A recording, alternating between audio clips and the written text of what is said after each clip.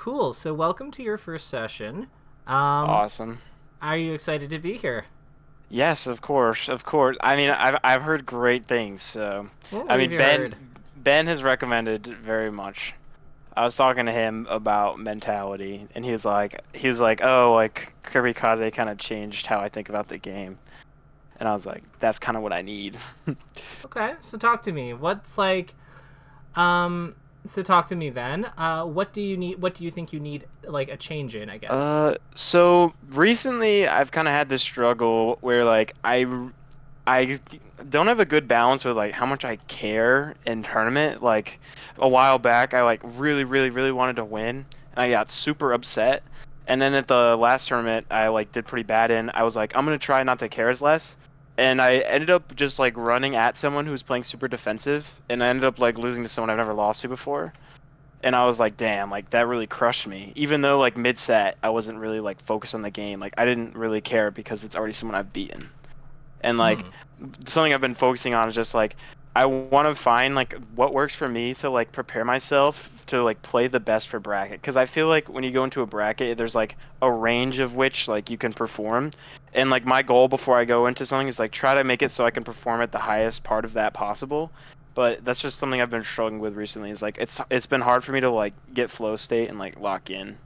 Hmm. So it's interesting. You just said something there that's kind of that caught my attention. You said it's interesting to get flow state. Hmm. So here's my thing. I don't think that we're good. I don't think that we can get flow state.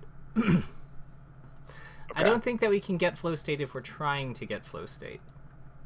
Because what's your understanding of what flow state is?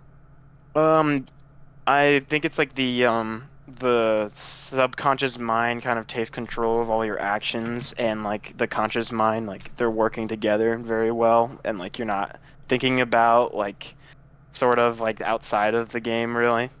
Yeah, exactly. So it's total immersion. It's 100% focus of all the parts of your brain, like your subconscious, your conscious, they're all working together on the task at hand. Hmm. Whatever the conscious is needed for, it's already doing it.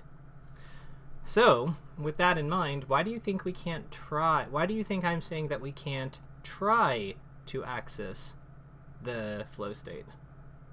Probably because I feel like when you try too hard, it's just like your brain gets all caught up in everything around it. Like, I saw a good video on it that was like, uh, play better melee. It's like you need to stop trying so hard. Mm-hmm. And I've been thinking about that a lot, but it's so hard for me to do that because it kind of feels like when like tell myself to not try hard and like so hard, I like kind of want it less in tournament, and I'm just like less focused. So we need to get those two onto the same page. So you're kind of dancing around the reason. So I want to assure you, you're very close to the reason why like trying hard and flow state are incompatible. Flow Mm. state's whole thing is that it's complete immersion, right? Everything is being funneled into dealing with this, into like the task at hand. Yeah. So if you are trying to get into the mode where you can do that, that is not the same thing as being in the mode for doing that. That means that part your conscious mind is directed elsewhere, because there's a difference between doing something and wanting to do something. Hmm. Do you see that distinction? Yeah, yeah, I do. It's It's a bit of a so catch 22, isn't it, right? yes, but my like I'd say my kind of goal with this like thought process is just like I want to kind of have a sort of formula that works for myself where like I'm confident it's like, okay, this is the right thing to do before a tournament, and like when I play bad and I lose after the set, I can be like I did everything I can, and like that's what frustrates me sometimes if I lose, is like, I could have prepared this better, I could have done this better. But like I want to be able to go into things with like no regrets on how I like did preparation and thought about the game. I love that. I can help with that. So, let's start from the ground up. What you're really describing, in my opinion, like from what you're describing to me, is you want to make sure that you're giving yourself the best conditions possible. Hmm. So, like, we can't. Flow state will come if it comes or not. But we want to make sure that we're giving it the right blend of things so that it is likely to come. Because that is something we can do. It's kind of Okay. It's kind of like trying to find a legendary Pokemon or something. Like, you kind of have to, like, have you ever played Gold, Silver, Crystal, where you just have to, like, shuffle through the different regions to, like, with the max repels and stuff, and... No? No, I'm too young for that, but I get what you're saying. Yeah, like, we just have to set up... Yeah. We have to set up the conditions for ourselves for success, and if it comes, it comes. But, like, that's... Really, the outcome is the part of the game we have the least amount of control over at the end of the day. What we have control over is our decisions within the game, and the decisions we make outside of the game, which contribute to the successful decisions in the game. So those two work together. But we don't actually decide who wins the game, like who actually wins, or if we're successful or not, because for all we know, the opponent is playing the best day of their life. Yeah. And that's beyond our control. So let's start with the basics. Talk me through what you currently do to prepare. So before I play, every day I go in Uncle Punch and I do combo training against Fox. And I do that for a lot. Like, I've done that a lot of practice. Sometimes I'll do exercise. I try to do a little solo practice before I play, and specifically before a tournament, I do like to do like a bunch of just like playing a lot, so I can really get used to like adapting in my brain and just like getting used to the whole flow of the game, like, and getting like ready for a tournament. And then right before, I like to do Uncle Punch on like a CRT and try to like make sure that I have all of my movement down. But there's been times where I do that whole process and like I'm moving well in game. Like the last tournament I played at, like I won the tournament, but I still kind of felt shitty after, because I was like, I really like should be winning harder. And like, I know that's like kind of high expectations, but like I just felt like I really wasn't playing at my level. I was thinking in my head like, wow, this guy is like trying a lot harder than me. Like, he wants it more than me. I feel like I just shouldn't be like conscious of that mid-set. Sorry, I kind of went on a tangent there, but No, I'm glad you did. Yeah. So let's talk about that. So I find that when it comes to mindset, because I think that like this, you've provided a lot of stuff there, so maybe that's a good place to start. Would you agree with that? Yeah. Excellent. So when it comes to mindset, let me ask you, how do we know we should be beating them harder?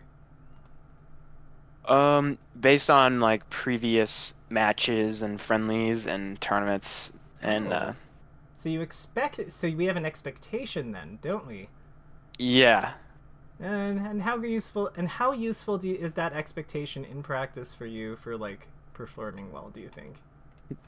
I would almost say not at all, but I would say that like if it's someone I've beaten before, my confidence is like a lot higher. Like, I don't feel as much anxiety if they start to like get a few stocks off of me. No, you feel something else based on what you've told me here. It doesn't sound like you feel anxiety. It feels like you almost have a combination of like guilt, there's regret. Yeah. So, and how useful do you think guilt and regret are for competition? 0. Not useful at all. Okay, cool. So we've established that expectations are useless because they don't seem to do anything useful for us. They seem to like strip our gameplay of so like, actually, yeah, we'll write this out. So pros, none. Okay, that's good. And then like, let's talk about cons. What are some of the drawbacks we noticed? So we noticed that there's emotional muck. And it's manifest, like, we're people. This manifests differently for everyone. Weirdly enough, I think you're one of the first people I've met who's like me, who actually feels that kind of like remorse, like the they want it so much more than me, like they're putting so much more effort. What am I even doing here? Like that, like, these feelings, right? Like, these are the thoughts. Okay, cool. So emotions / muck, we'll just call it that, not the Pokemon. What else happens? They're kind of distracting, aren't they, right? It is. I really do find myself, like, especially when I get like a lead against someone, my mind drifts off so much to thinking about like, okay, so what does this mean for me as a player? Like, what are people gonna think about this win or loss? Like, I'm so worried about like the outside factors that it kind of like distracts me from playing my best. Yeah, self-criticism will do that, because what Yeah. we're doing is like we are our own worst critics. And like, we will rip ourselves apart when we get given the opportunity. Oh yeah. Do you think that you're sometimes a little too hard on yourself, perhaps? Yeah, a lot of people have told me that actually. I Hmm. don't know, but I've always had very high expectations, and even when I meet them, I feel like it's not good enough, unfortunately. And I wish it wasn't that way, but I don't know. Are you a perfectionist in any other areas in your life? Um, in things I really care about, yeah. I you know I just put so much time into Melee, and like I'm very like detailed oriented when it comes to it, and not much in other things like school as much, but for Melee, like I'm very particular about everything. Cool. So let me ask you: has that ever gotten in the way of you like practicing in a different way? Yeah, I would say so. How does that look? It's just I feel like there are times where I don't get the most efficient practice because it's I feel like playing Melee like just by yourself, no distractions, no music, no nothing is like the most valuable for me. And there are some times where I'll have a YouTube video on the background, I'll have some music on, and I feel like it kind of like changes my enjoyment of the game because I'm so worried about like trying to get efficient practice. And I just don't I get so caught up in like trying to do the right thing that I feel like sometimes that makes me do the wrong thing. Hmm. So you're so busy, yeah, because like I would imagine that a lot of the so you're trying to get efficient practice and you're trying to make sure you're doing the right thing, but it sounds like that's very restrictive. Hmm. Um, and you're not really giving yourself much room to like experiment, are you? No, and it's like I've seen some of your lessons and like the way that you look at the game where you like draw the pictures and all that. Like I've never thought about Melee in that way. Like to me, everything is in game, and I've always felt like that's the best way to improve. When like there are some players I've seen who are really good, and like they just do a lot of solo practice where they practice certain situations, and like then something that's very foreign to me. Like I'm very kind of doing the same thing over and over, and I feel like maybe approaching things from like a different perspective would help me a lot. Sure, I would agree with that, but I want to make sure that we have a plan for these expectations. So, Hmm. when you're feeling when you feel the expectations come up and you're like and you're noticing that you're not really in it because you're very hyper aware almost from the sounds of it Yes. of like all the mistakes you're making and like how and you start like extrapolating that to the opponent's experience and what should be happening. What feeling are you feeling there? Like what is the emotion or the feeling? I would probably say, hmm, maybe I that it's a hard to describe feeling. It would probably just be like it's some sort of anxiety, but also I feel like I kind of like letting myself down a little bit. Like I'm like Hmm. I put in all that practice, and then like this result is just like a reflection of my skill. Hmm. So like I know I shouldn't think that way at all, but like I wish I had like let's not had a worry way about to what get we rid of should that. let's not worry about what we should be doing. That seems to be the problem. Let's just worry about what's going on right now. So Mm. when that anxiety, I think, is a great one, and I think there's a word for the second one, but I'm not going to tell you what it is. But let's see if we can figure this out. So you're feeling like you're letting yourself down. Okay, so what would be a feeling or emotion that corresponds to the idea that we're like not meeting an expectation? The What guilt. guilt? Okay. What about I'm thinking something with a D. Um. Like if you're Hmm. late for something. Uh. It's I okay. can't. I can't think of it. That's okay. Disappointment. Yeah. Yeah, that's very true. So, when this happens, do you ever acknowledge these things that they're happening? Um, I'd say more recently, like if I have a loss that I'm like upset about, like I'm really upset for a while, and then I think about it, and I'm like, like it really isn't the end of the world, and I kind of get upset with myself that I got so upset. Like I'm like, oh, Hmm. I shouldn't feel that way. When I feel like, yeah, you're kind of saying like I should probably just like attack the root of the problem instead of like thinking about how I should feel about my results. I'm saying that you have every right to feel the way that you do about a set. Mm-hmm. This should not even be something we are acknowledging. No, this should not be a pattern that we're having, because your feelings, a lot of people, so my position on feelings is that they're basically psychological reflexes. They are basically just like a twitch response that our brains have to stimuli. So like the loss, like, you know, we're disappointed that we missed that alleged dash. We're upset. And like the thing is, like, we're upset that we lost, well, that we got upset.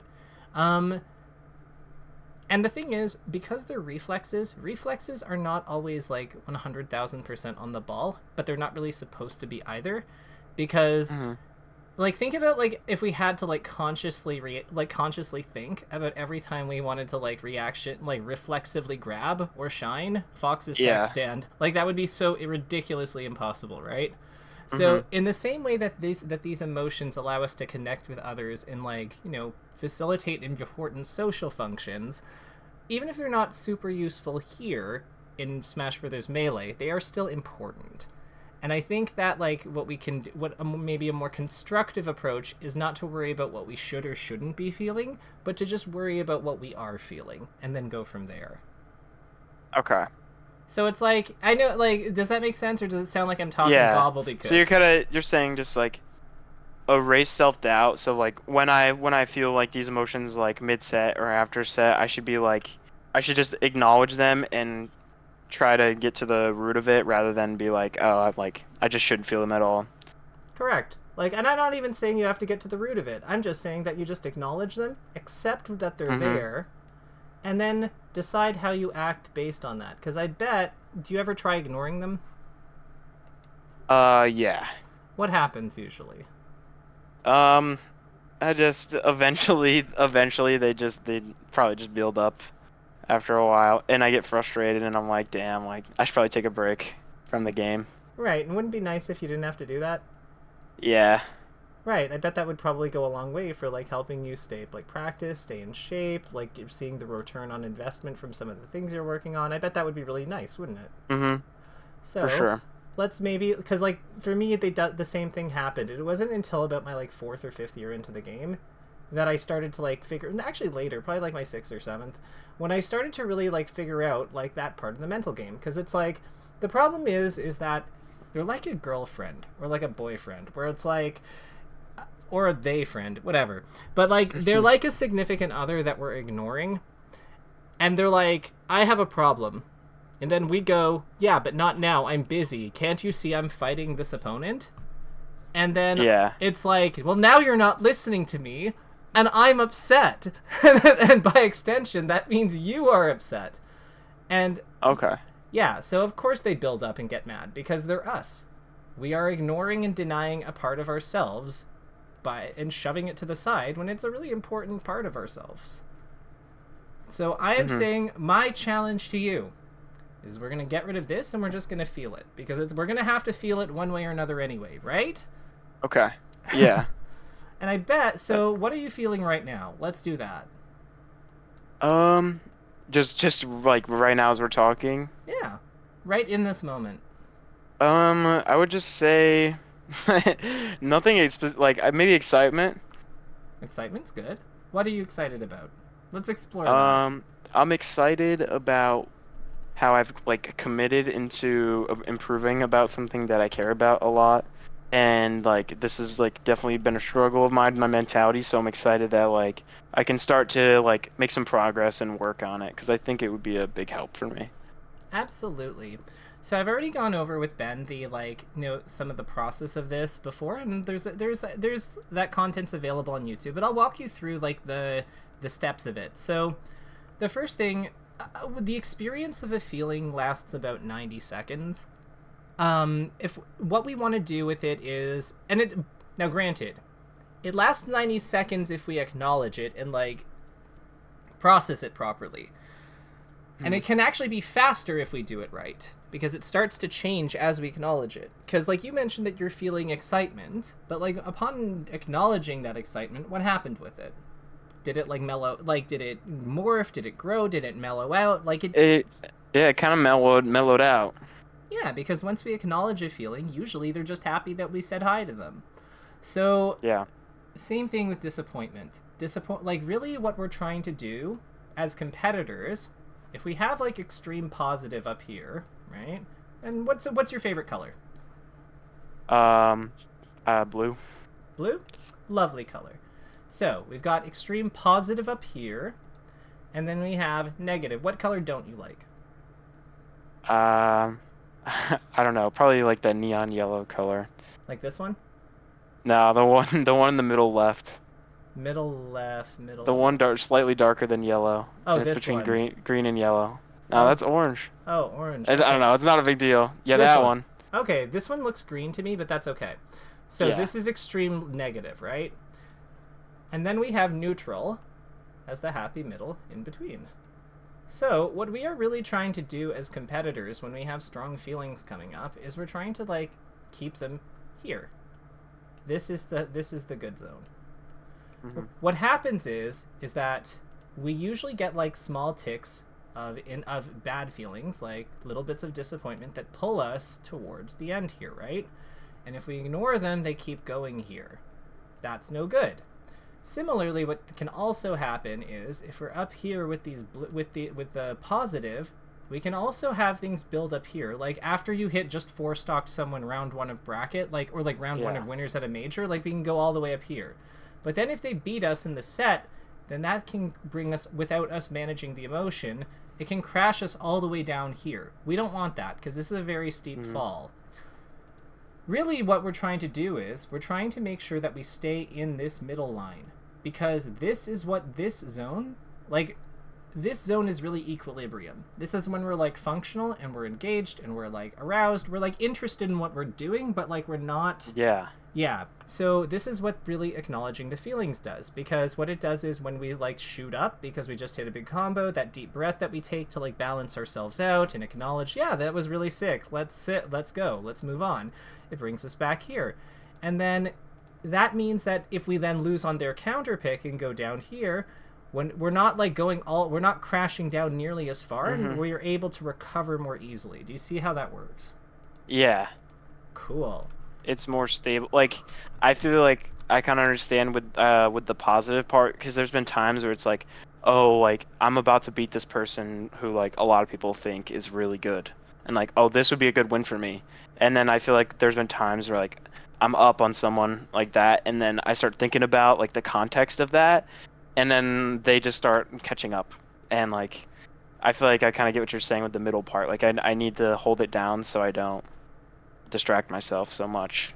Bingo, because up here is one distraction, and bid below there is a different distraction. Because once we kind of exceed our like, because really by staying within about this point and this point, like maybe not this far up, maybe it's more like here and there, but like when we're staying within our this equilibrium, we're able to like still maintain that flow state focus. But once we get like all the way down, like past a certain point, or spend too much time in like out close to or outside these extremes, and it varies from person to person, we're not all the same. But like once we break a certain threshold, either from continuously being above this line, like above a certain line here, which will, you know what, we'll do a representation. We'll do like here.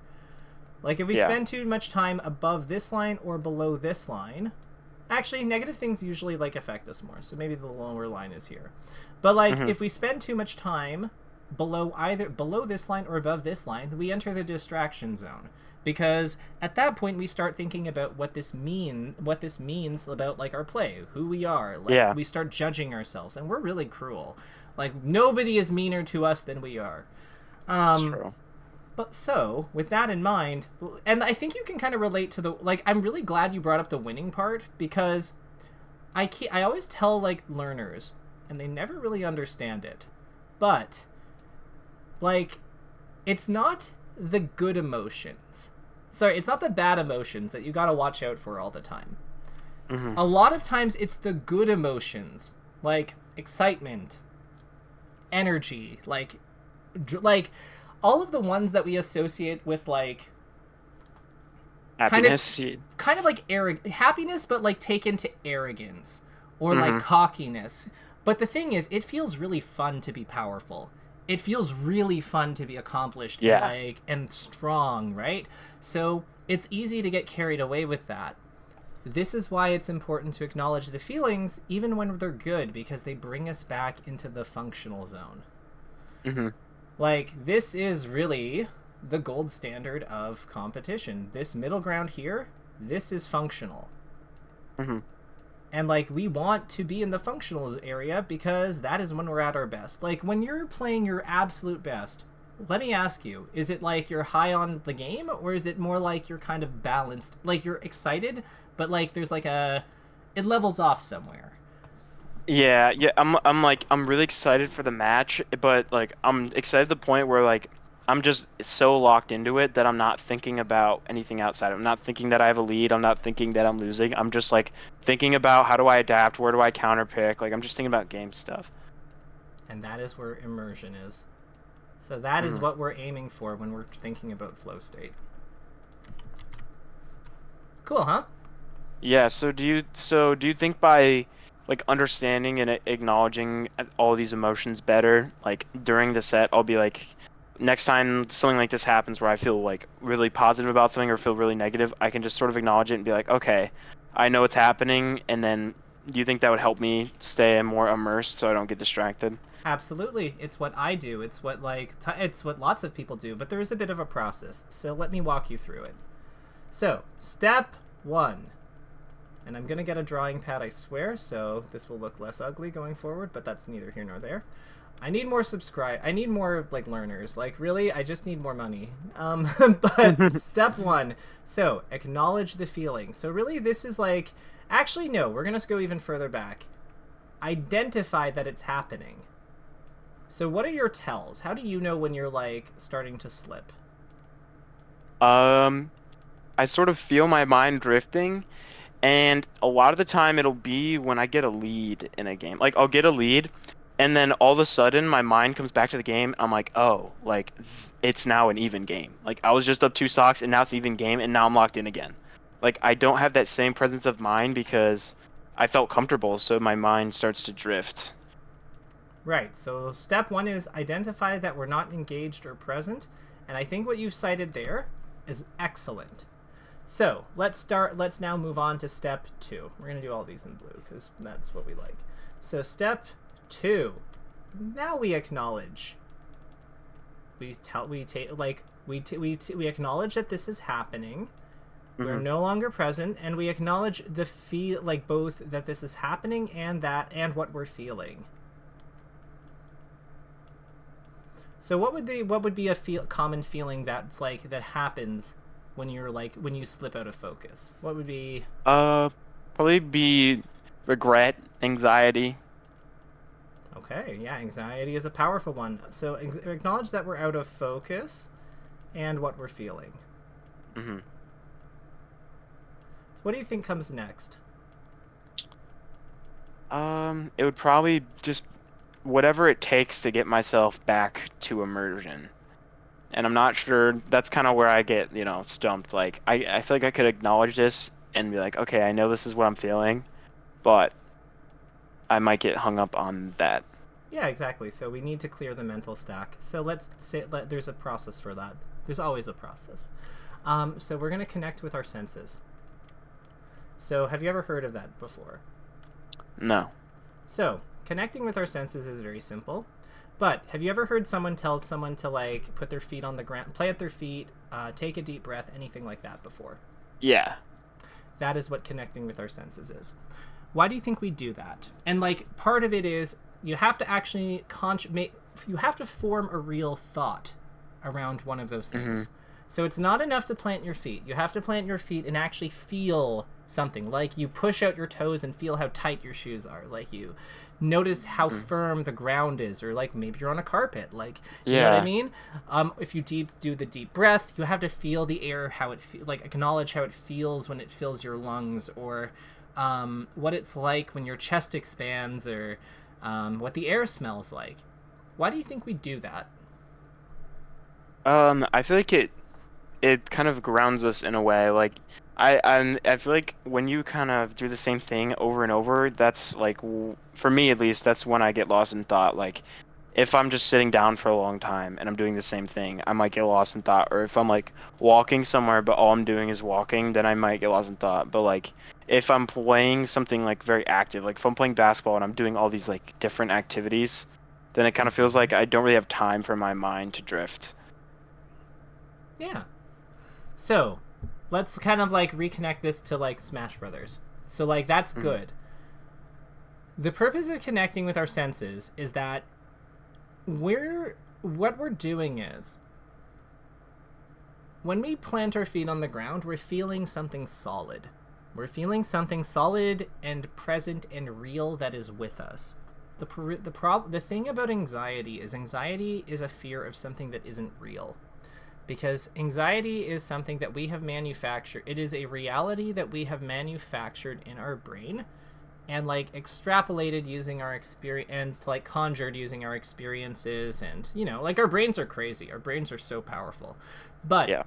we have minted this reality out of thin air based on our own like worries and concerns, which is normal. We're humans. But the ground, the air that we breathe, the lungs like that we have in our chest, how our feet feel, those are all very real things. So what we are doing is we're bringing ourselves back to the present because it is the only place that we can be for immersion to take place. Once we do that, the last step is to just optionally you can offer yourself some kindness. I'm a big fan of that, but really at that point it is lock in. Yeah. That's it. I am going to say that the offer kindness bit, like offer self kindness, is actually quite helpful. It's not everyone does this one, but offer self some kindness or compassion because, and the reason I say that is, you've just done something really difficult, and it's sometimes nice to be reminded that you've been in spots like this before. Yeah. Like, you have been down, you have seen an opponent making a comeback on you before. You have seen an opponent,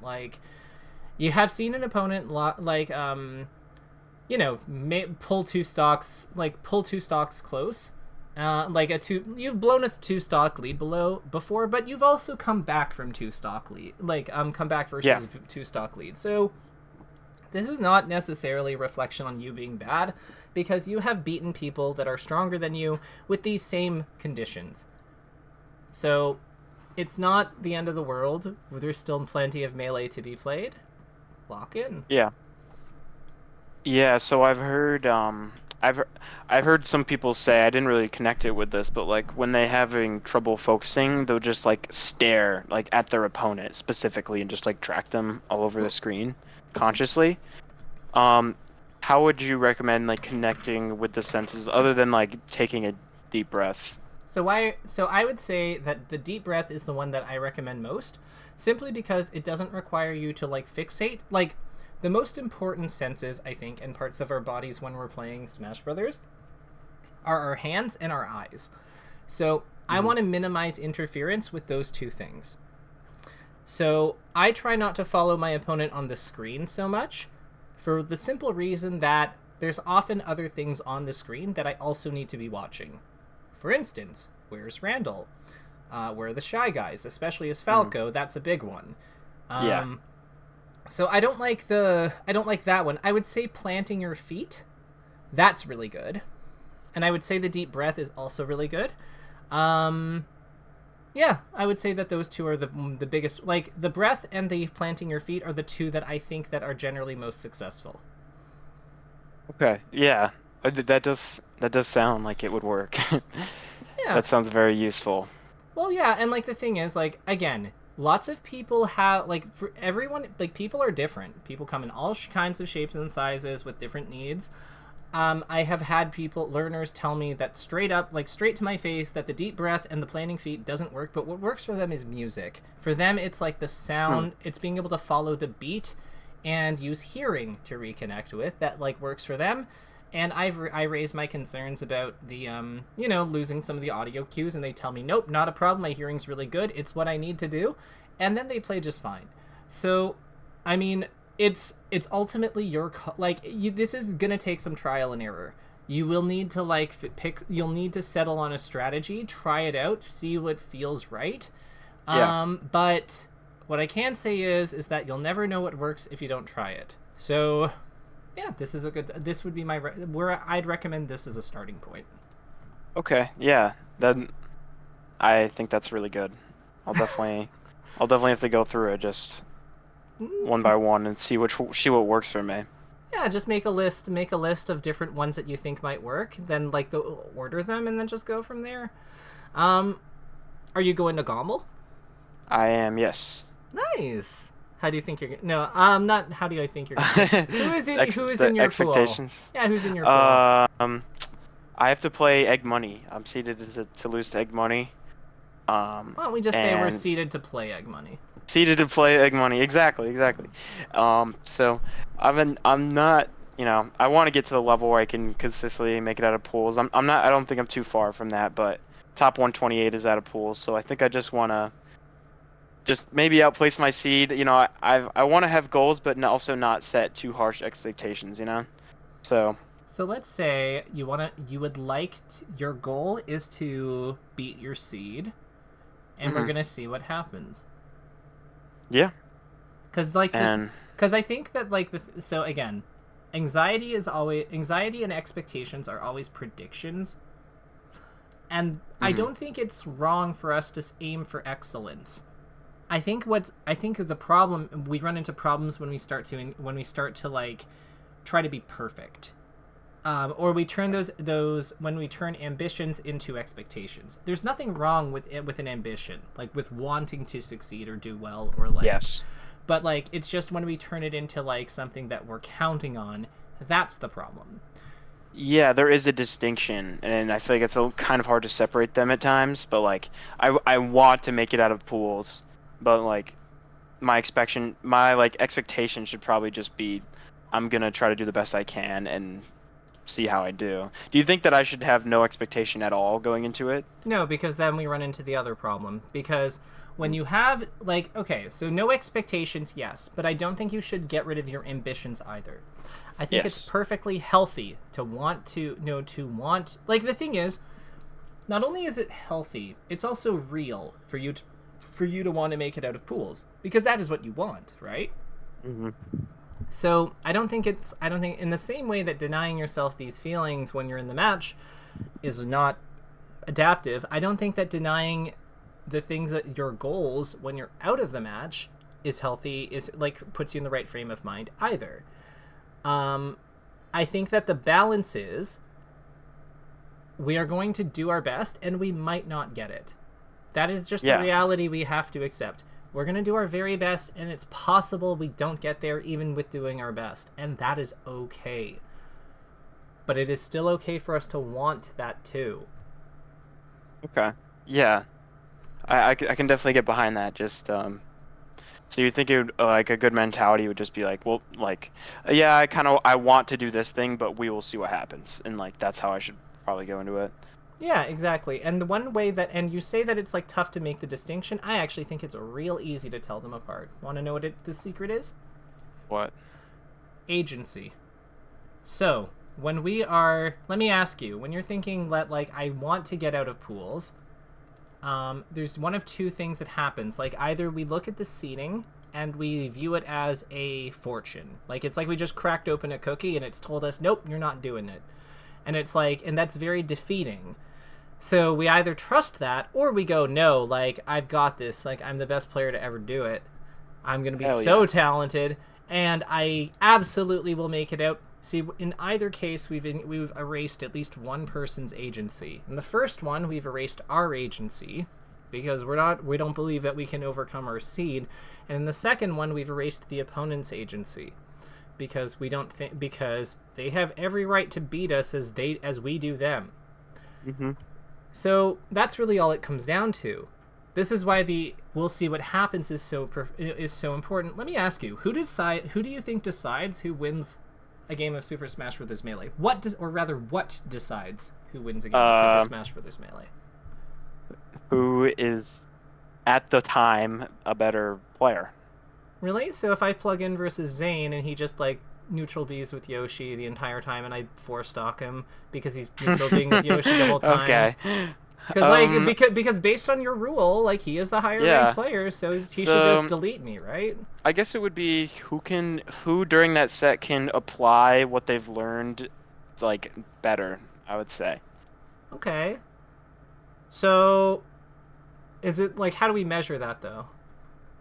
We're warmer. You are warmer. That's a bit hard to measure, but it would just be, like, all the skills and all of the knowledge that you've gained from playing over the years and just, like, culminating into a game plan or okay, and what's a whatever. game plan? And what's a game plan made out of? It's made out of habits and which are tech skill and I don't know. This is a lot to break down, but it is the moves.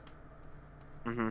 Because all they are doing, the only reason why Zane is winning, the only reason why Cody beats him, the only reason why anyone wins is because of the moves they make. Okay, so it's just like chess. It's not like, you know, it's not like Magnus shows up, and I know there's the guy who's better than him now, but like, you know, or the guy who's better than him, but like, I don't remember his name, so I'm just gonna go with Magnus. Mm-hmm. It's not like Magnus shows up and just like looks at his opponent and deletes them on sight. It's more like he makes better moves than his opponent. In the same way that Zane makes better moves than most of his opponents, and then Cody makes the best moves on average of all. It's just simply how it goes. It isn't, but anyone can make the moves that they're making. Maybe not anyone, but like, you know what I mean. The moves that they make are not exclusively restricted to them. It's not like they have barred you access from the best moves. It's just that yeah, so it is ultimately just the moves that we make that decides the outcome of the game. Really, this is a ruthlessly fair game. Because at any given point, we have exactly 50% of the outcome of the say in the outcome, which means that the opponent has 50% of the say too. It is our right as one of the competitors in the ring to use this as effectively as we can, and it is their right to use theirs as effectively as they can, and nothing we do or say takes that away from them. Similarly, nothing they do or say takes that away from us, and that's just the beauty of being a fighter in a fighting game. Yeah. Okay.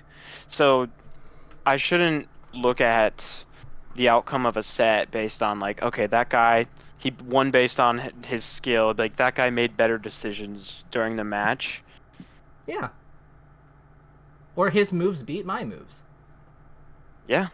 That's it. Sometimes it's all there, like, and sometimes it's not even that his moves beat my moves. It's just that at the critical moments, his moves beat my moves. Yeah. Right? It's not always consistent. Right.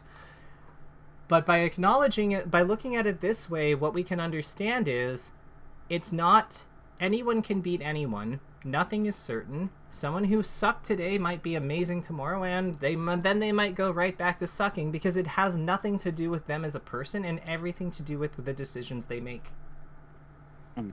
Okay. Because being good is not something you are, it's something you do. Okay. Yeah, I've never thought about it that way. I've always kind of felt like the outcome of the set is like just who is better at the game during that time. But like better at the game is kind of subjective, right? It's not. No, Bobby, I'd also say that, like, by your own definition, if that were the case, then Ice Climber players would never win.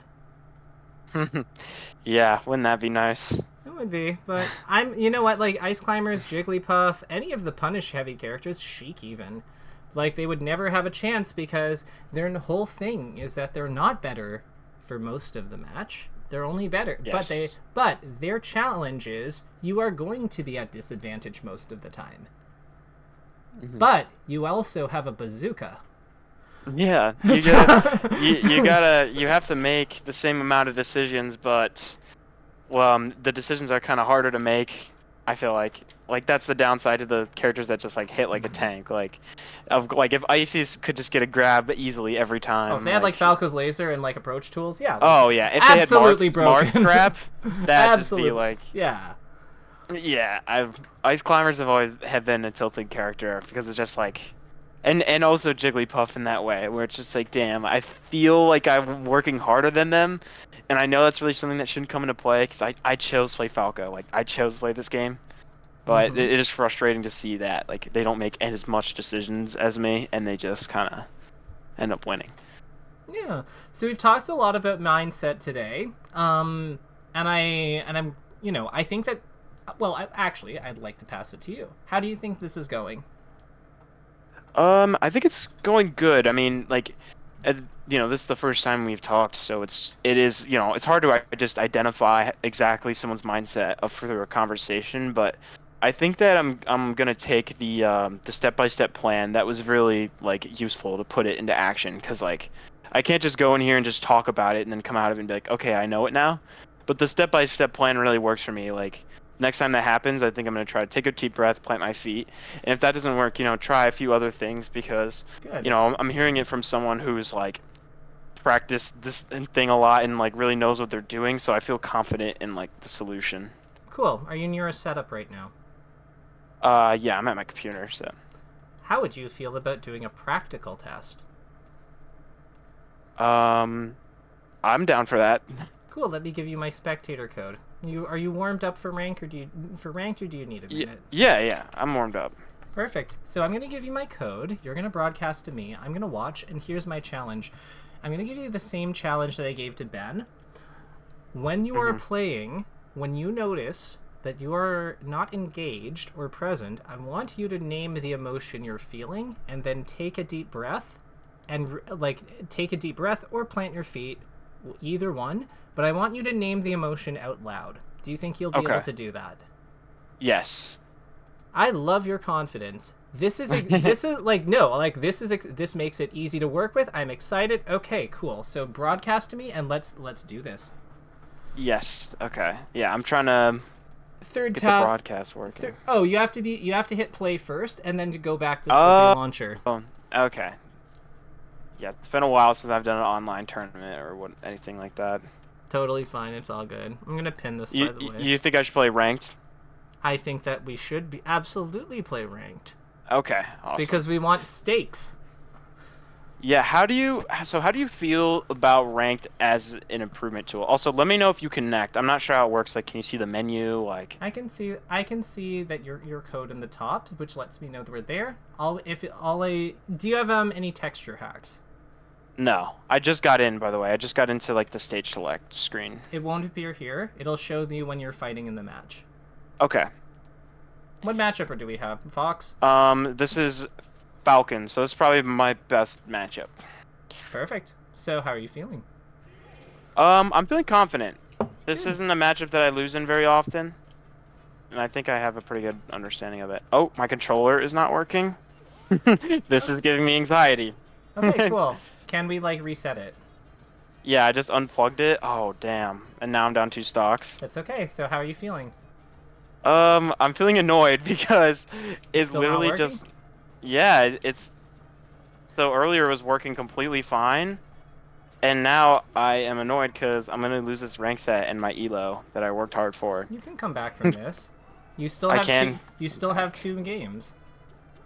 This is true. So is this a fob or? It is a fob, yeah. Okay. I think this is Bab072, who's a good player, which to me is a little disappointing because I think I could beat this person. Let's not let's not count ourselves out yet. Let's try to fix our controller. We have time, and figure out what take a deep breath or plant our feet, either one. Yeah. And we acknowledge this is what's happening to us. We are frustrated. We are not off to a good start, but you have come back from this before. Let's see what happens. Yeah, my worry is that before how I beat this was I just restarted Slippy, but now I've unplugged my thing and my adapter multiple times. So let's see if nope, it still doesn't work. Wow, that's really frustrating. That's okay. We'll call this one a wash. We'll just quit out. I mean, wow, yeah. This is just happening at the worst time. You think I should quit out? If you can get the controller fixed, but I don't think we can. Yeah, I'm just gonna different off here. But I'm gonna restart Slippy, and if that doesn't fix anything, then I don't Yeah, know. go into training mode, and then we'll check beforehand. Yes, that's a good idea. Yeah, this is just something that happens with the fob, which is kind of frustrating because it's been up and down for me, and like other than that, the controller's been great, but every once in a while the trigger will start doing this, and I'm really not sure why.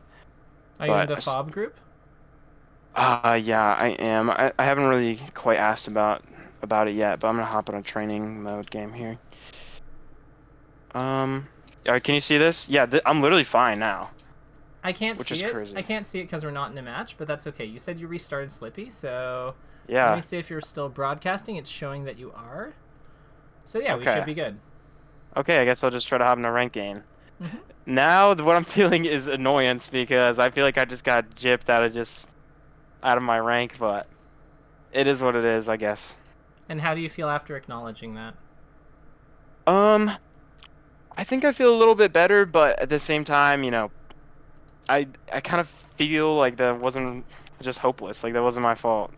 It wasn't your So, fault. These things happen. yeah. And now I'm feeling worried that this is gonna happen like in a real set. So But that's anxiety. So what are we feeling? Anxiety. mhm. So let's take it. Let's take that. Let's take that opportunity to reconnect with our senses, and we'll go from there. Mhm. Okay, now I'm playing a Peach player. Nice. You can see this? I can't see the. Okay, I can see it now. Okay, Sometimes it's. perfect.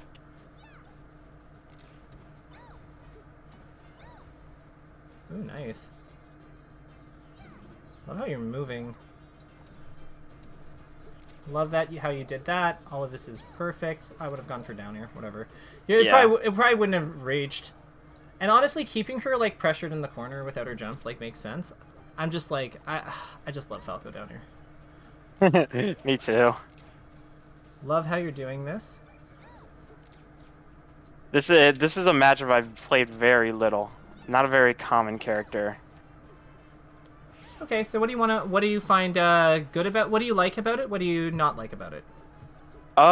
So this matchup specifically, I think that Falco wins like 90% of the time, and then I might just get down smash, or like Peach might just get me off stage, and I just die at like a really low percent, and that's super frustrating. Try to like push your advantage state harder, and if she's got her float, try to like attack her when she's like at the spot where she floats, like with back air or forward air or up air, Okay. any of the three. Because like nair is also okay, but like you're often not positioned for it, so like because of where it is on your body. But like if you can get her out of her float, like when she's out of after a combo, like a lot of times that's how you can like build tons of damage and like keep up with her punish game. So it's like a small thing, but like it makes a big difference. You can also use your lasers to bring her down if she's in a laserable zone. So like that is also a good way for you to like get advantage against her like powerful float mechanic.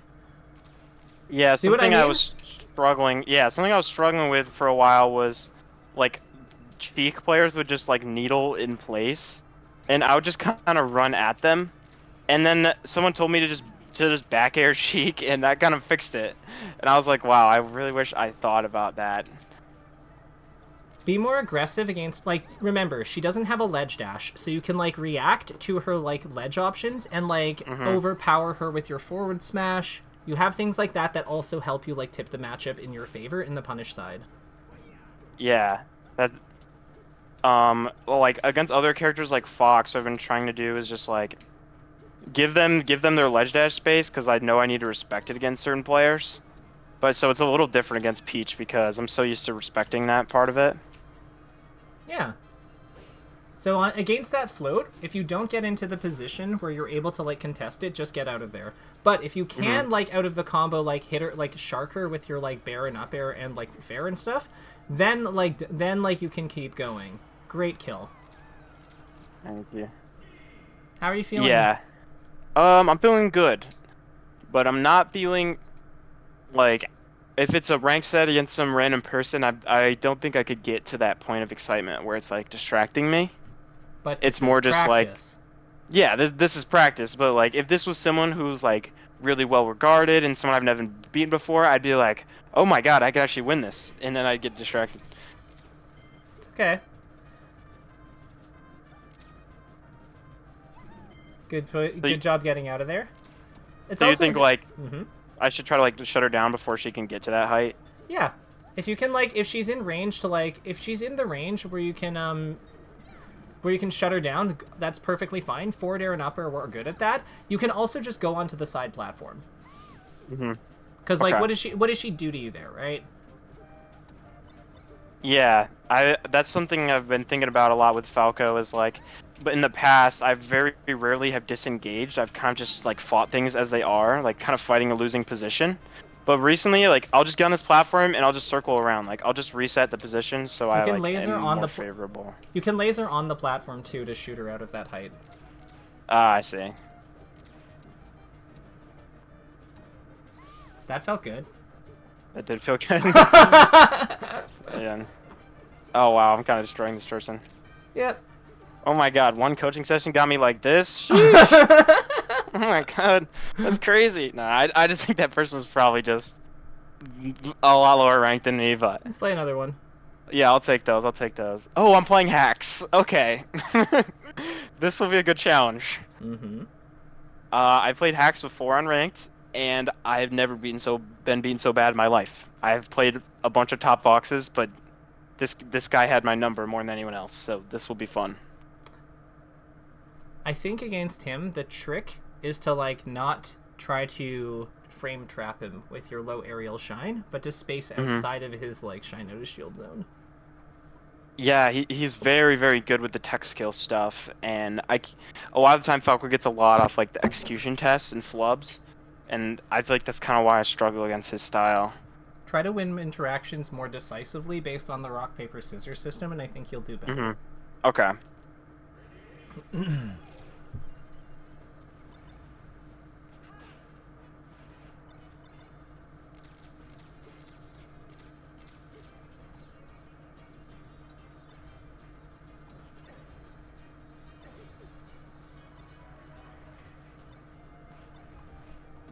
You can see what I mean, right? Yeah. Like we're just not interacting with his shine out of shield. And like yeah, Ah. we SD'd there, but like by not interacting with his shine out of shield, we were actually kept up with him like a little bit that stock. Yeah.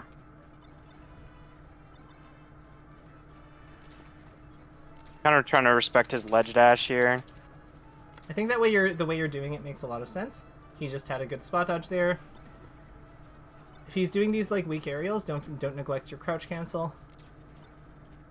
Good point.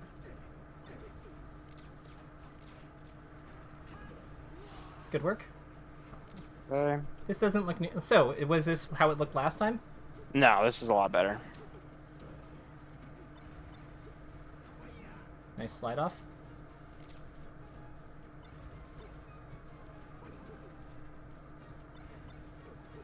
Shielding too much. Ah. Yeah. I kind of got scared in the corner, and I think I forced it a little bit. Cool. So next time we acknowledge that we're scared. Yeah. Take a deep breath, because like these little emotions, they like they're not big emotions, but we want to catch them before they become big. Mhm. So I'm trying to play more patient in the corner now. Ah.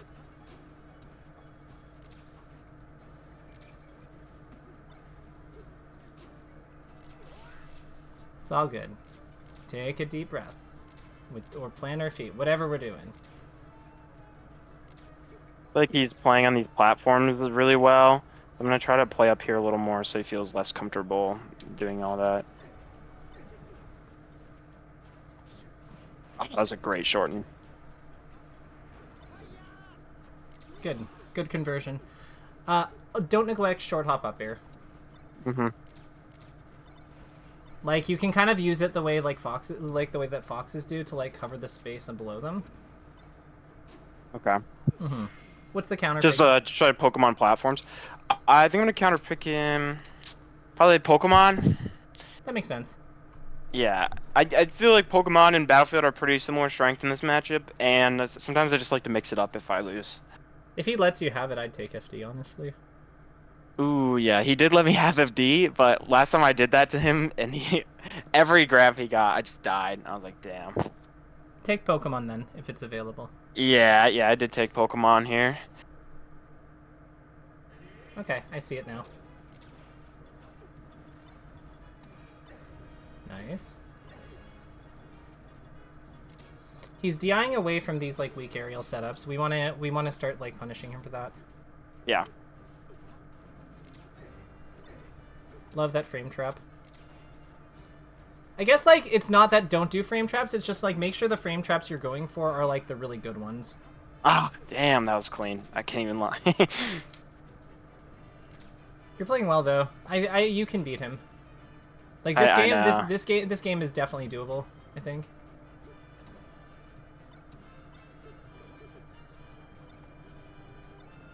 Like, this is just kind of overwhelming here. You're trying to like enter his like jump zone. Don't.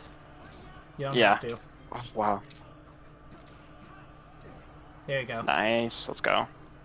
Like you're trying to enter like you're willingly like going into it and shielding in his short up off the platform aerial zone. You want to be either under it, so he has to like short hop and then fastball, or like so you can dash dance. Like yeah, exactly like that. Mm-hmm. And try not to like stay pinned against his shield, because like if you have time to like shield, like be afraid and shield, then like you have time to laser and like see how much better this is going. Yeah.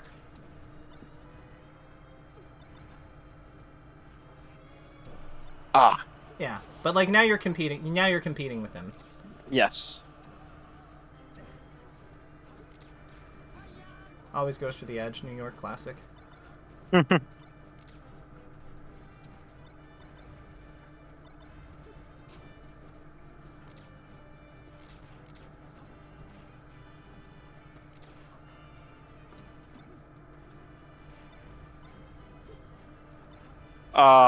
That was damn. good by him, but like this, like there's a real game plan here. Like,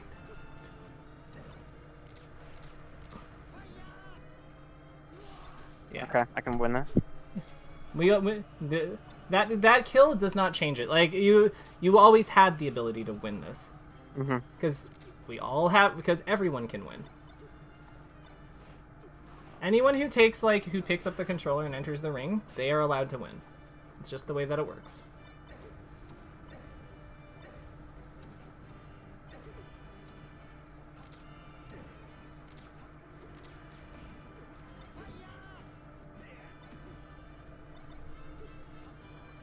Yeah.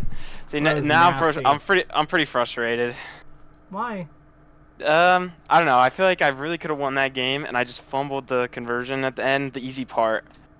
So acknowledge that.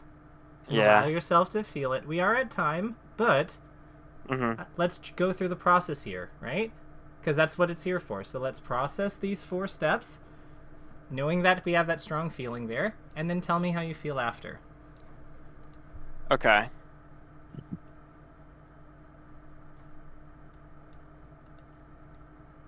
Yeah, I guess I just feel, I don't know. It really is not a big deal to me, but it's sort of like it's like a smaller version of the feelings I would feel in a tournament. And I feel like when I got him off stage, and I was like, oh shit, like I need to hit this, like KirbyKaze is watching me, like I need to lock in. And I feel like that like secondary thought kind of stopped me from really getting that edge guard. And like otherwise, if I was more in like a flow state, then I would. Yeah. But I feel like I can't be too harsh on myself for that, because like literally one of the best players of all time. So like, I just kind of have to hold that and be like, it's all right. Yeah, and I bet that feels a lot less bad than how I feel like you have come down, like from how flummoxed you were previously. Like when you said that you like when you first lost to where you are now, would you say you're a little bit closer to the middle of that line? Yeah, for sure. Just a little bit. I feel like, I don't know. I feel like I definitely shouldn't get too hung up on like, oh, like it's okay because he's a good player. And I feel like it should be more be like, it's okay because That can sometimes happen to just things anyone. happen. Yeah, it can happen to Yeah, anyone. exactly. I love that direction. So can I count on you to keep can I count on you to try to play with this kind of presence while you go through it and to use the process as it's needed when you're practicing? Yes. Amazing. And like with all of my learners, I think that you still have to pay. That's okay. We'll figure that out. But like with all of my learners, anything we have gone over today is fair game if you need further questions. So feel free to hit me up. On these subjects, and with that, I will see you at Gommel. Oh, okay, awesome. Yeah. I didn't know you're going. Are you competing? I am. The Ness is going places he's never seen before. Oh, that's gonna be awesome. we could do a money match. Sure. Sure. Yeah. I don't know. I might beat your Ness. I do play a little Ness myself. He's really fun. I get it. Yeah, if I lose, I lose. But yeah, what do you say? $10, 3 to 5. Ooh, yeah, that sounds dope. I'm super down. Okay, cool. So I'll see you there. And yeah, that was nice meeting you. For sure, and I'll send you the payment information. It's PayPal. That's cool, right? Yeah, that works. Perfect. Take care, Lumor. All right, yeah, see ya.